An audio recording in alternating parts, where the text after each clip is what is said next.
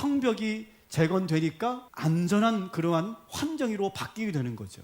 이렇게 바뀌면서 이 이스라엘 백성들 마음 안에 변화가 일어나기 시작한 거예요. 100년 동안 그렇게 바뀌지 않을 것 같았던 이 사람들이 이제는 스스로 찾아와서 하나님의 말씀을 들려달라고 이렇게 자기들이 찾아온다는 거예요.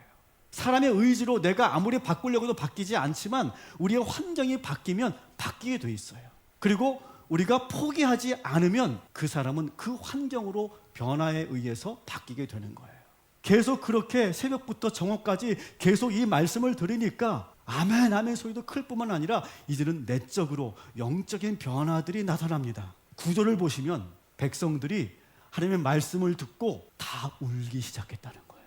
수문학 광장에 모여 있었던 이 사람들은 크게 두 부류로 나눠집니다. 포로에서 귀환한 사람들, 그리고 포로로 끌려가지 않고 본토에 남아있는 잔류자들. 근데 이 사람들은 하나님의 말씀을 들으면서 각자가 은혜가 다른 거죠. 오늘 말씀을 들으면서도 여러분들이 각자가 은혜가 다를 거예요. 그러면서 같이 눈물이 나는데 그 눈물의 의미도 다 달랐을 거예요.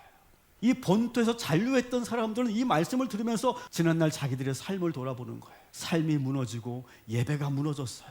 하나님에 대한 믿음이 이제 완전히 사라진 것 같았어요. 그런데 이제 자기들이 자발적으로 하나님의 말씀을 듣겠다고 모여있는 자기 자신이 되게 낯선 거 있죠. 야, 내가 이 자리에 서 있다니, 내가 이렇게 하나님의 말씀을 듣고 있다니, 그러면서 스스로가 놀라우는 거예요. 이것은 내가 하는 것이 아니구나.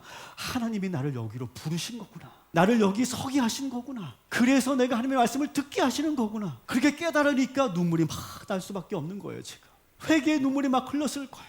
나라가 왜 망했습니까? 하나님의 말씀을 저버렸기 때문에. 그래서 포로로 끌려갔고 모든 것이 무너졌어. 그러면서 깨달은 거죠.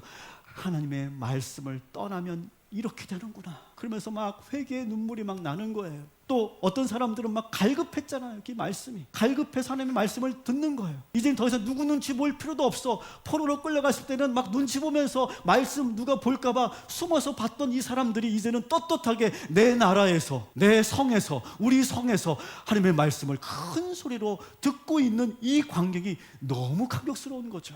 또 1차, 2차 귀환자들은 왜 눈물을 흘렸습니까? 막상 와보니까 현실이 녹록치가 않아. 괜히 온 것 같아. 후회가 있었어. 그런데 떠나지 않고 이제 성전을 짓고 성벽을 재건하면서 모든 백성들이 한마음이 되어서 예배하는 이 모습을 보면서 이 귀환자들이 뜨거운 눈물을 흘리게 됩니다. 이걸 보게 하시려고 나를 여기까지 인도하셨구나.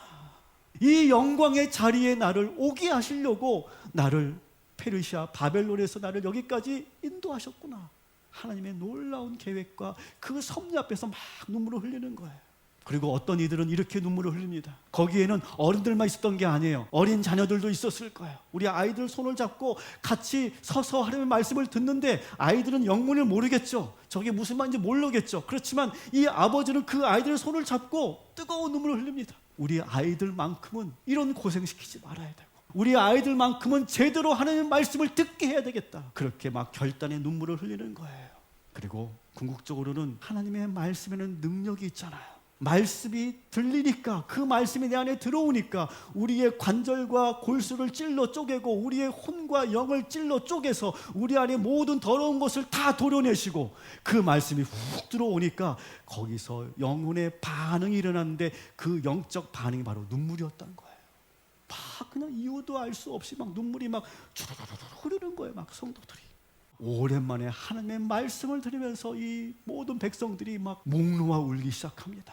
이렇게 말씀이 들어가서 막 실컷 울고 나니까 그동안 응어리졌던 것들이 다 풀리고 가벼워집니다. 느헤미야가 한참을 울도록 내버려 두었다가 이제 백성들을 진정시키면서 9절에 이렇게 말합니다. 오늘은 너희 하나님 여호와의 성일이니 슬퍼하지 말며 울지 말라. 이 말은 위로의 말이죠. 그러면서 아주 중요한 말을 느헤미야가 남깁니다. 우리 10절, 이제 회개 그만하고 이제 그만 울고 더 이상 슬퍼하지 말고 하나님으로 인하여 기뻐하라 라고 명령합니다. 여러분, 오늘은 주의 날입니다. 주님만으로 기뻐하시기를 주님의 이름으로 축원합니다. 세상 사람들은 이 일요일을 휴일이라고 생각하기 때문에 캠핑 가서 즐거운 시간을 보내고 라운딩 가서 좋은 그런 사람들과 함께 좋은 시간을 보낼 수 있습니다. 그러나 우리는 이날을 휴일이라고 규정하지 않고 주의 날로 정했고, 이 주일날 우리가 여기 온 이유는 하나님으로 인하여 기쁨을 경험하기 위해서 이 자리에 오게 된 줄 믿습니다. 이날은 주의 날, 주님 안에서 기쁨을 누리는 날인 줄 믿으시기 바랍니다. 우리도 여행 가면 즐거운 거 다 알고, 우리가 캠핑 가면 좋은 거 다 압니다. 그러나 우리의 기쁨은 거기에 있지 않다. 여호와 하나님에게 있다. 그리고 하나님을 기뻐하는 것이 뭐라고요? 나의 힘이다.